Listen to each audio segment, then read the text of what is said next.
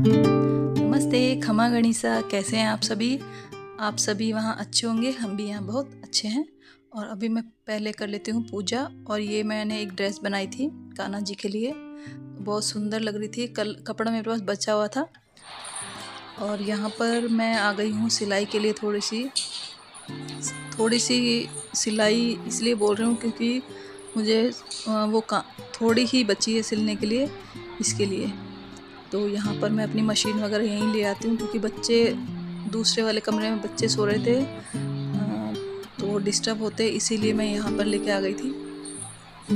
क्योंकि वहाँ मैं मशीन चलाऊँगी तो फिर वो बच्चे भी कहेंगे मम्मी सोने नहीं देते, इसलिए मैं खुद ही से बिना उनको बताए ही यहाँ लेके आ गई थी। और मशीन का तो ऐसा है ना, ये वाली मशीन मेरे को इसीलिए अच्छी लगती है क्योंकि इसको कहीं भी उठा के ले जाओ और अपने हिसाब से इसको एडजस्ट कर लो।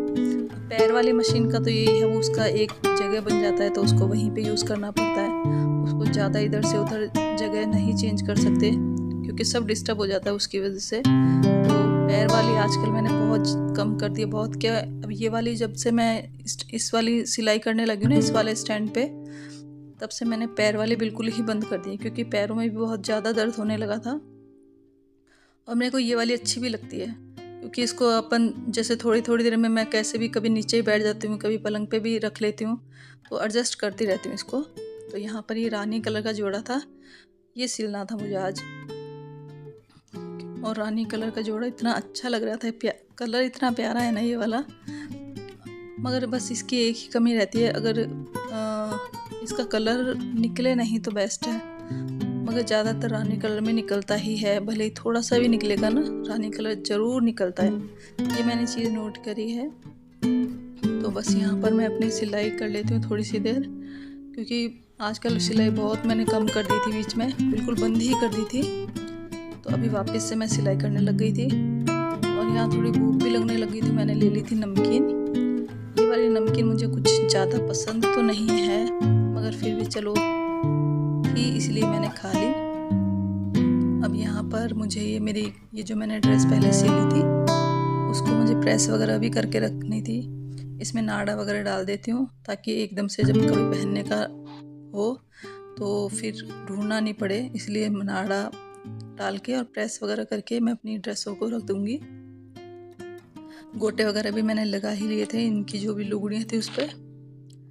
तो यहाँ पर ये नाड़े क्या, मम्मी है ना मेरी सासू जी, खूब सारे बना के उन्होंने रख दिए थे। तो जब भी गांव में रहते हैं ना, उस टाइम जैसे कटिंग वगैरह रहती है कपड़ों की, तो उससे खूब सारे नाड़े बनाकर वो इकट्ठे कर लेते हैं। तो हमारे ये तो आराम हो जाता है कि नाड़े हमें नहीं सिलने पड़ते क्योंकि वो बना के रखते हैं। तो ये मतलब यहाँ भी वो ले आते हैं और गाँव में भी रखे रहते हैं। तो बस यहाँ पर ये सब ड्रेसों को सही करके और मैं प्रेस करने के लिए इनको ले लूँगी। ये एक बार प्रेस हो जाए ना, उसके बाद ये जम जाती है, इसकी जो ये सड़ वगैरह है ना, अच्छे से जम जाते हैं। और ये कॉटन के ये साइडें फोल्ड होने लग जाती है, तो एक बार प्रेस फेर दो ना तो अच्छी लगती है ये वाली। और प्रेस तो देखो किसी भी कपड़े पे करने के बाद पहनो तो अलग ही, मतलब उस कपड़े में अलग ही रौनक आ जाती है। मगर मैं हमेशा तो देखो प्रेस नहीं करती हूँ, मगर कभी कभी जैसे बहुत ज़्यादा इसमें सड़ आ जाता है ना, तब मुझे करनी ही पड़ती है। वैसे मैं ज़्यादातर नहीं करती हूँ प्रेस, क्योंकि अगर सड़ नहीं दिख रहे होंगे तो मैं बिल्कुल नहीं करूँगी प्रेस। मगर इसमें कॉटन वाले में तो बहुत ज़्यादा सड़ दिख रहे थे, इसलिए मैंने इसमें अच्छे से प्रेस फेर ली थी, कॉटन के जोड़े में और नए वाले सूटों में। मेरे को प्रेस करने में बहुत जोर आता है, पता नहीं क्यों, सच्ची मेरे को बहुत जोर आता है। मैं बच्चों की ड्रेसों में भी प्रेस, मैं उनको बोल रखा है कि अपनी अपनी ड्रेस खुद ही प्रेस कर लिया करो। और मेरे हस्बैंड जो अपनी ड्रेस खुद ही प्रेस करते हैं, उनकी ये बहुत अच्छी आदत है। मेरे को जैसे मुझे कहीं जाना है, करना है, तो उस हिसाब से मैं अपनी ड्रेसों को कर लेती हूँ प्रेस। यूँ मेरे को इतनी दिक्कत नहीं आती प्रेस करने में कि मुझे सबके कपड़े प्रेस करने पड़ेंगे। बच्चे अपने कर लेते हैं, हस्बैंड अपने कर लेते हैं, मैं जब जैसे मुझे ज़रूरत होती है मैं उस हिसाब से अपने ड्रेसों को प्रेस करके रख देती हूँ। तो ये मैंने कलर का, रेड कलर का लगा रखा है ना ताक में, ये अच्छा लगता है यार, सही में मेरे को तो बहुत अच्छा लगा। अब मैं मेरे दूसरे वाले कमरे के लिए भी मैं सोची हूँ, या तो नवरात्रि में या दीपावली के आसपास, सफाइयों के बाद, मतलब सफाई के बाद मैं ऐसे ही प्लास्टिक वाले पेपर लाऊंगी मुझे तो बहुत पसंद आया। सफाई वगैरह भी अच्छे से हो जाती है और दिखने में भी अच्छे लगते हैं। अखबार वगैरह लगा भी लो ना तो वो फिर वो निकल के जाते हैं। अभी प्लास्टिक वाले में वो सेलो टेप लगा दी थी तो निकलते भी नहीं है। और यहाँ पर मैंने बातें करते करते देखिए प्रेस भी हो गई है। और ये मेरे लहंगे, इसका कलर ये मतलब जितने भी लहंगे इनका कलर बहुत ही प्यारा है। मुझे सही में ऐसे अलग अलग कलर हो ना तब मज़ा आता है। देखो सब अलग अलग है, बिल्कुल हटके।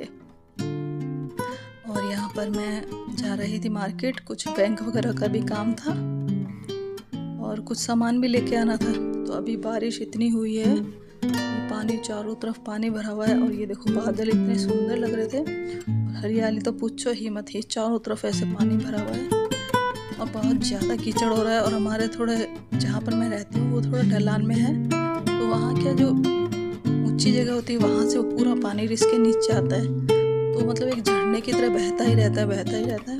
और अभी लोग क्या यात्रा करने जा रहे थे, पैदल यात्री थे ये सब। तो ये रामदेव जी की जो यात्रा होती है वो निकल रही थी। तो बस मेरे को तो इतना अच्छा लग रहा था सही में। अभी जस्ट बारिश रुकी ही थी और हम निकल गए थे, क्योंकि लगातार बारिश हो ही रही है, कभी भी हो जाती है।